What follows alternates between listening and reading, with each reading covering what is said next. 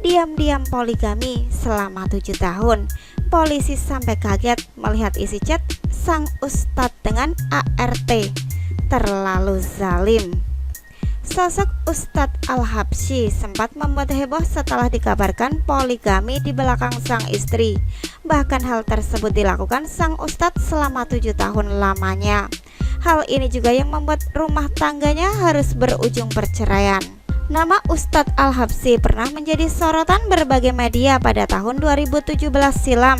Rumah tangganya dengan Putri Aisyah Aminah retak karena ada orang ketiga yang ternyata sudah dinikahi Al-Habsyi selama 7 tahun.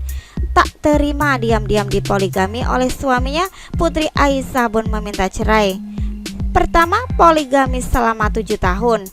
Majelis Hakim Pengadilan Agama Jakarta Timur akhirnya resmi memutuskan akhir prahara rumah tangga antara Al-Habsyi dan Putri Aisyah pada Rabu 15 bulan 11 2017.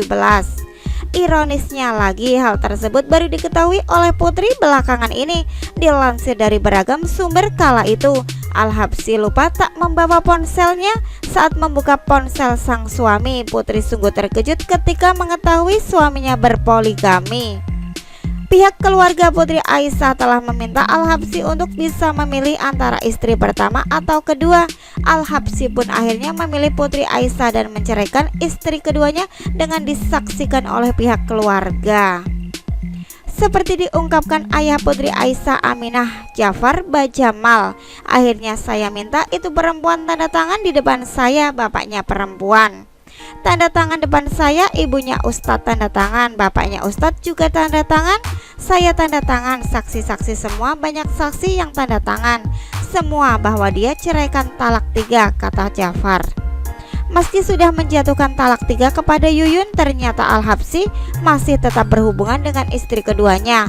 Hal inilah yang membuat Putri Aisyah tak tahan lagi dan meminta untuk bercerai. Dan meminta Al-Habsyi agar suaminya bisa kembali kepada istri keduanya. Putri Aisyah akhirnya mendaftarkan gugatan cerai pada 31 Januari 2017.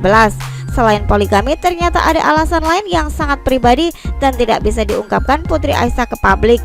Setelah resmi menjadi janda, sosok Putri Aisyah mulai dilupakan dan tak tersorot media. Kini Ustadz Al-Habsyi justru tak sungkan memamerkan kebersamaannya dengan Yuyun Wahyuni yang selama ini ia sembunyikan dari Putri Aisyah.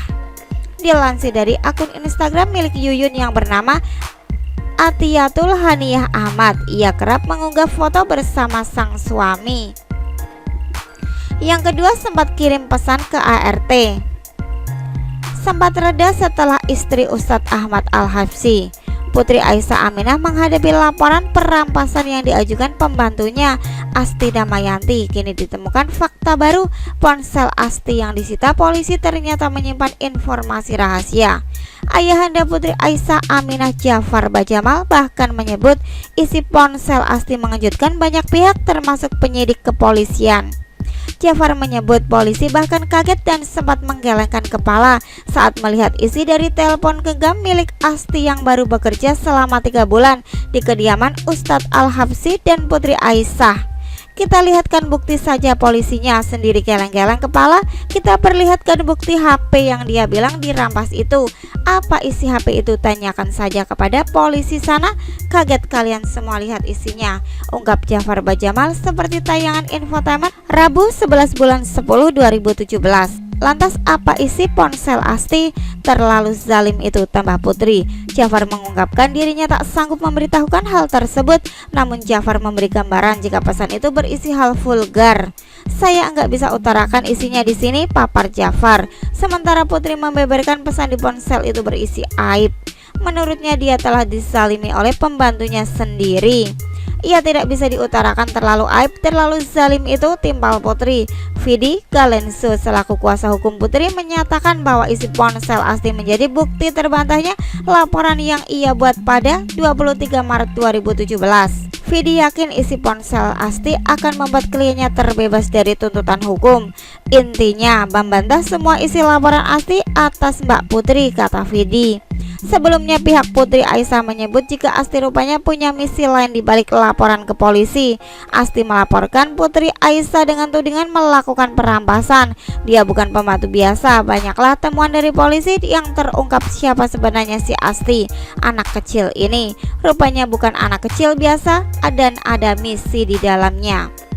Jafar menambahkan hal yang mengerikan itu salah satunya adalah obrolan antara Asti dengan seseorang yang masih dirahasiakan identitasnya.